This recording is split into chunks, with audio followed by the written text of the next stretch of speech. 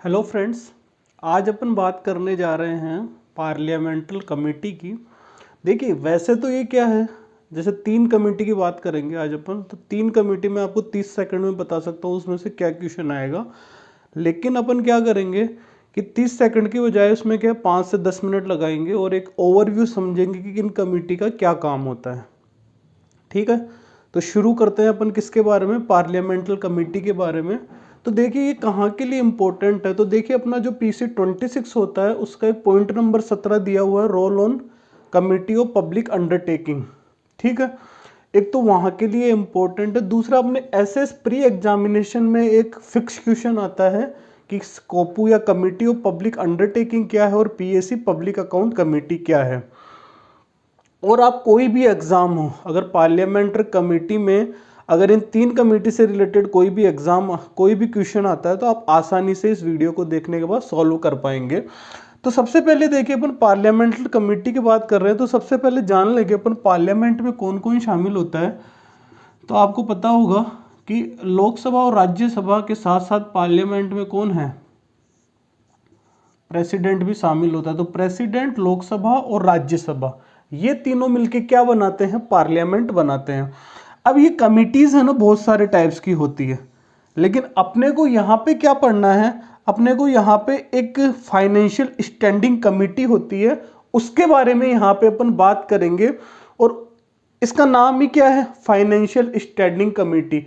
मतलब ये financial matters से रिलेटेड कमेटियां हैं, फाइनेंशियल मैटर से रिलेटेड ये कमेटी है, इसके टाइप्स है। तो ये फाइनेंशियल मैटर से रिलेटेड क्या है, रिपोर्ट देखती है, उसका एग्जामिनेशन करती है। अब इसमें 3 कमेटी आती है, जिसमें पहले तो है कोपू कमेटी ऑन पब्लिक अंडरटेकिंग्स, दूसरा है PAC पब्लिक अकाउंट कमेटी और तीसरा है एस्टिमेट कमेटी।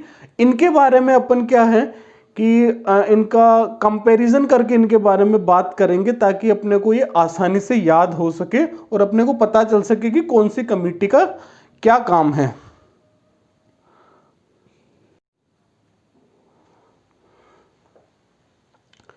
तो अभी अपन क्या कर रहे थे, अपन बात कर रहे थे कि ये तीनों कमेटी का क्या कंपैरिजन करना शुरू करेंगे। तो पहले मेंबर्स की बात करेंगे। इसमें 22 मेंबर्स है, इसमें भी 22 है, और उसमें कितने हैं, एस्टिमेट कमेटी में 30 मेंबर्स है। अब देखिए इन 22 में से 15 तो कहां से होंगे, लोकसभा से होंगे, और 7 कहां से होंगे, राज्यसभा से होंगे। पब्लिक अकाउंट कमेटी में सेम कंडीशन, 15 और 7। अब देखिए इनमें जो लोकसभा के हैं वो तो क्या होते हैं, इलेक्टेड होते हैं। कब, एवरी ईयर, प्रत्येक साल इनका क्या होगा, इलेक्टेड होंगे। कहां से होंगे, इट्स मेंबर, मतलब जो लोकसभा के जो मेंबर्स हैं टोटल, उनमें से क्या है 15 मेंबर यहां पे आएंगे, और उन्हीं में से 15 मेंबर क्या है यहां पे आएंगे, जो भी लोकसभा के टोटली मेंबर है उनमें से। इनका जो इलेक्शन का प्रिंसिपल होता है, proportional representation by means of single transferable vote. जो प्रेसिडेंट का होता है वही क्या होता है, इनका होता है। चेयर, ये दोनों तो किसकी बात हो गई, ये 15 मेंबर्स की बात हो गई। अब ये जो 7 मेंबर है राज्यसभा के, ये क्या होते हैं, नॉमिनेट होते हैं। इनको क्या किया जाता है, इनको इलेक्ट नहीं किया जाता, इनको क्या है, नॉमिनेट कर दिया जाता है। अब तीसरी बात करेंगे, ये कंडीशन क्या है, यहां पे भी ये दोनों सेम रहेंगी, ये वाली और ये वाली, लोकसभा राज्यसभा वाली यहां पे भी सेम रहेगी। चेयरपर्सन की बात करते हैं उन कमेटी के, तो चेयरपर्सन कौन अपॉइंट करता है, लोकसभा स्पीकर अपॉइंट करता है। कौन अपॉइंट करता है, लोकसभा स्पीकर अपॉइंट करता है। और ये किसका होगा, रूलिंग पार्टी का होगा। रूलिंग पार्टी मतलब जो आज की डेट में सत्ता में है, जैसे मान लो बीजेपी है तो किसका होगा, बीजेपी का होगा।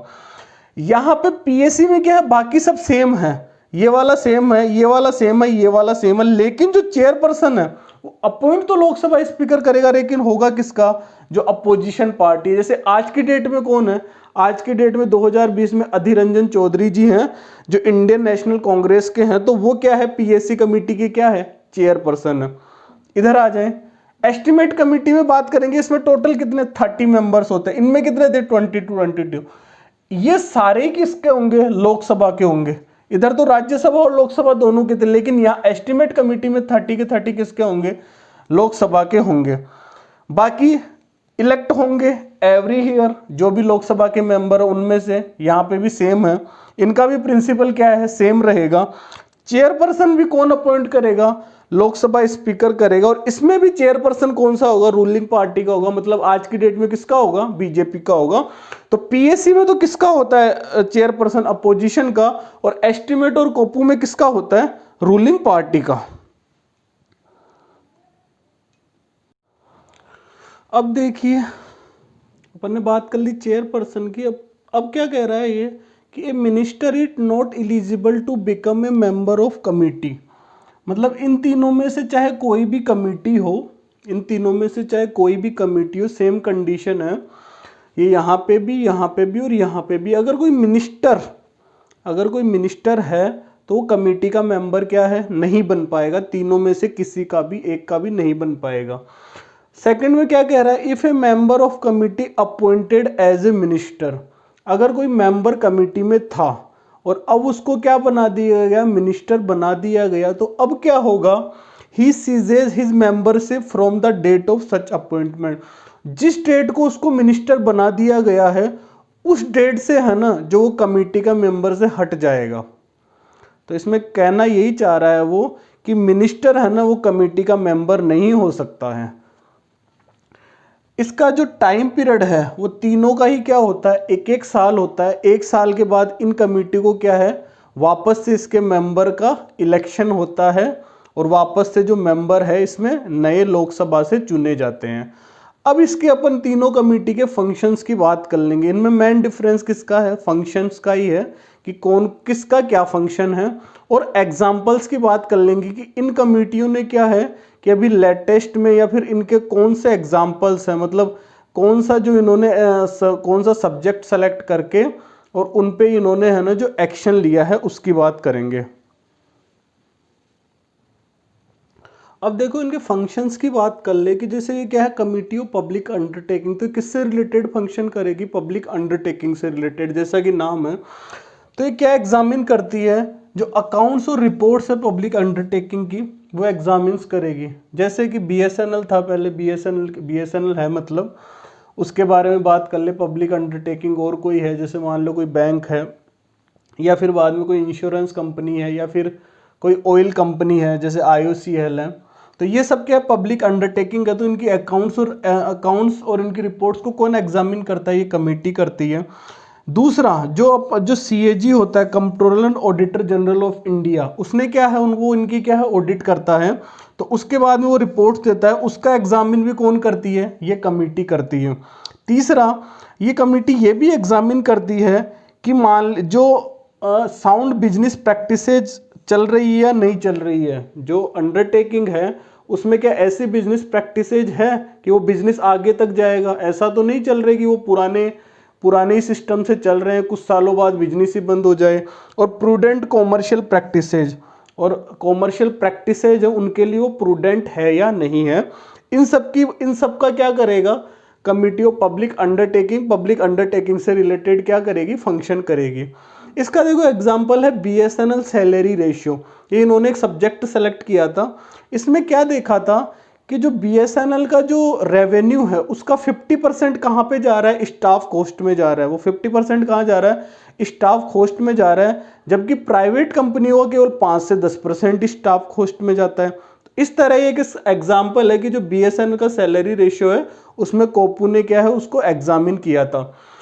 पब्लिक अकाउंट कमेटी क्या है? इसका नाम ही है पब्लिक अकाउंट कमेटी। मतलब जो पब्लिक अकाउंट में जो पैसा होता है गवर्नमेंट का, उससे कमेटी। तो उसमें क्या होता है? गवर्नमेंट ऑफ इंडिया का रिवेन्यू और एक्सपेंडिचर एग्जामिन करती है। पब्लिक अकाउंट में जो गवर्नमेंट का पैसा है, या एक तरह से उसको कहते हैं पब्लिक का पैसा है, उससे रिलेटेड जो भी रिवेन्यू और एक्सपेंडिचर है उसका क्या करेगी? एग्जामिन करेगी। साथ के साथ ही एग्जामिन करती है कि जो मनी डिस्पर्स की गई है for the same purpose for which applied. जैसे इसका एग्जाम्पल ले कि पैसा तो मंगवाया गया है कंप्यूटर खरीदने के लिए। पैसा तो किसके लिए मंगवाया गया? कंप्यूटर खरीदने के लिए, लैपटॉप खरीदने के लिए। और काम है ना, जो तुम उससे और कुछ ही कर रही हो, तुमने उससे क्या खरीद ली? गाड़ी खरीद ली। या फिर बाद में तुम उसको सैलरी के काम में ले रहे हो। ये अपन पढ़ते हैं ना। तो ये PSC यही देखती है कि जिस पर्पज के लिए पैसा मंगवाया है, जिस पर्पज के लिए पैसा मंगवाया, उसी पर्पज के लिए वो पैसा खर्च हुआ है या नहीं हुआ है। तो ये दो काम कौन करती है? पब्लिक अकाउंट कमेटी करती है। इसका जैसे आप 2G स्पेक्ट्रम केस देखेंगे कॉमनवेल्थ गेम हुआ था 2010 में, उसमें घोटाला हुआ था वो, और आदर्श हाउसिंग केस में भी क्या हुआ था, पब्लिक प्रॉपर्टी को पर्सनल बेनिफिट के लिए यूज किया गया था। तो इन तीनों जो केस हैं, या फिर एक कोल अलोकेशन केस है, इन चारों केस में क्या है, पब्लिक अकाउंट कमेटी ने अपनी क्या रिपोर्ट सबमिट की थी। और चूंकि इसका जो है ना, जो चेयरपर्सन है वो कौन होता है, वो अपोजिशन पार्टी का होता है। तो ये बातें क्या है, बहुत ज्यादा उछाली जाती है। यहाँ पे तो क्या होगा, ये तो गवर्नमेंट को क्या है, गवर्नमेंट को मतलब एक तरह से कह सकते हैं असिस्ट करने के लिए कमेटी है। और ये कमेटी किस लिए, अब इसमें चेयरपर्सन अपोजिशन पार्टी का होता है, तो ये क्या है, उनमें गलतियां ढूंढती रहती है कि क्या गवर्नमेंट ने कोई गलती की है, तो ये उसकी गलतियां ढूंढने से संबंधित है। तीसरा, एस्टिमेट कमेटी का क्या काम है, इसका नाम ही क्या है, एस्टिमेट। तो ये देखती है कि कोई भी मिनिस्ट्री और डिपार्टमेंट है उसके फंक्शन को देखती है कि उसने जो खर्चा किया है, जैसे मान लो खर्चा होना था 100 रुपये, एस्टिमेट कमेटी ने बैठा है कि इसका खर्चा होना था, वो सब्जेक्ट सेलेक्ट करती है और देखती है कि हाँ इससे रिलेटेड खर्चा 100 रुपये होना था, लेकिन मिनिस्ट्री ने कितना खर्चा कर दिया, 150 रुपये खर्चा कर दिया, या फिर फंड का यूटिलाइजेशन उन्होंने सही तरीके से नहीं किया। तो इससे रिलेटेड जो है ना फंक्शन कौन करती है, एस्टिमेट कमेटी इस चीज का ध्यान देती है। दूसरा ये क्या है कि जैसे मान लो कोई ऑर्गेनाइजेशन है, उसमें क्या है, अल्टरनेटिव पॉलिसी देती है, अल्टरनेटिव पॉलिसीज के बारे में बता रही है कि आप ये फर्स्ट पॉलिसी है, ये सेकंड पॉलिसी है, तो आप जो पॉलिसी फॉलो कर रहे हैं, इससे अगर आप ये सेकंड पॉलिसी फॉलो करेंगे तो आपको इतना इसमें बेनिफिट होगा। तो इसके बारे में भी ये क्या बताती है। तीसरा क्या है कि जो एस्टिमेट होते हैं वो पार्लियामेंट में किस फॉर्म्स में, जैसे फॉर्म्स होते हैं ना, जैसे बैलेंस शीट कैसे बनाई जाती है उसका एक फॉर्म होता है, तो इसी तरह एस्टिमेट बनाने का भी एक फॉर्म होता है। तो किस तरह का फॉर्म प्रेजेंट होना चाहिए उसके बारे में भी ये बताती है ये एस्टिमेट कमेटी। जैसे गंगा रिजुवेनेशन, मतलब गंगा जब बहुत ज़्यादा गंदी हो गई थी तो उसको साफ करने के लिए क्या है, इन्होंने बताया था कि ऐसे गंगा रिजुवेनेशन पे इन्होंने फंक्शन किया था कि इसको अपन ऐसे काम कर सकते हैं। और बैंक्स के एनपीए के बारे में भी इन्होंने क्या की थी, अपनी रिपोर्ट दी थी। तो ये तीनों क्या है, कमेटियों की अपन बात कर चुके हैं। इसमें क्या क्वेश्चन आएगा, क्वेश्चन आएगा मेंबर्स का आएगा। बाकी तो सब सेम है, केवल एक मेंबर्स ही इनमें अलग है, बाकी तो सब सेम है। एक इनकी क्या है, फंक्शन अलग अलग है। एक चेयरपर्सन की बात करें तो इसमें अपोजिशन पार्टी को होता है, बाकी दोनों में किसका होता है, रूलिंग पार्टी का होता है। अब तो ये अपन ने कमेटी की बात कर ली, इसके बाद अपन एक ओवरव्यू पढ़ रहे हैं तीनों कमेटी का, कि जैसे मान लो कमेटी काम कैसे करती है, वर्किंग इसकी कमेटी के वर्किंग के लिए एक अपन क्या है, एक ओवरव्यू पढ़ते हैं। उसमें आपको 2 से 3 मिनट लगेंगे, तो उसको आप आइडिया लग जाएगा कि कमेटी कैसे वर्किंग करती है, तीनों कमेटियां। अब देखिए ये कमेटियां कैसे काम कर सकती है। ये सब कमेटियां एक जैसे ही काम करती है। सबसे पहले तो ये क्या करेगी, सब्जेक्ट सेलेक्ट करेगी। तीनों कमेटियां क्या अपना अपना सब्जेक्ट सेलेक्ट करती है, उनका एक ज्यूरिडिक्शन एरिया है। एक कमेटी दूसरे कमेटी के काम में इंटरफेयर कभी भी नहीं करती है। उसके बाद में कमेटी है ना, जो सब्जेक्ट सेलेक्ट किया उससे रिलेटेड जो भी मिनिस्ट्री डिपार्टमेंट है उससे क्या मंगवा लेती है, सब्जेक्ट से रिलेटेड इंफॉर्मेशन मंगवा लेती है। फिर कमेटी क्या करती है, या तो सब कमेटी बना देती है, डिवाइड कर देगी सब कमेटी, या फिर स्टडी ग्रुप्स में इनको डिवाइड कर देगी। और ये क्या करेंगे, ये डिटेल एग्जामिनेशन करेंगे किसका, जो सब्जेक्ट सेलेक्ट किया है उन्होंने। जैसे सब्जेक्ट एक भी हो सकते हैं, एक से ज़्यादा भी हो सकते हैं। अगर नेसेसरी है तो कमेटी क्या करेगी, ऑन द स्पॉट स्टडी कर सकती है। जैसे जहाँ पे जिस सब्जेक्ट पे वो काम कर रही है, जिस प्रोजेक्ट पे काम कर रही है, वहीं पे ऑन द स्पॉट क्या है, उसकी स्टडी करेगी। या फिर वो क्या कर सकती है, वो किसी पर्टिकुलर मैटर और प्रोजेक्ट से रिलेटेड कोई भी स्टडी करनी है उसके लिए, तो उसके लिए वो वहाँ पे स्पेशली जा सकती है, उस प्लेस पे जिस प्लेस पे उसको स्टडी करनी है। इसके लिए अप्रूवल लगेगा किसका, स्पीकर का। और यहाँ पे कौन सा स्पीकर का अप्रूवल लगता है, हमेशा लोकसभा स्पीकर का।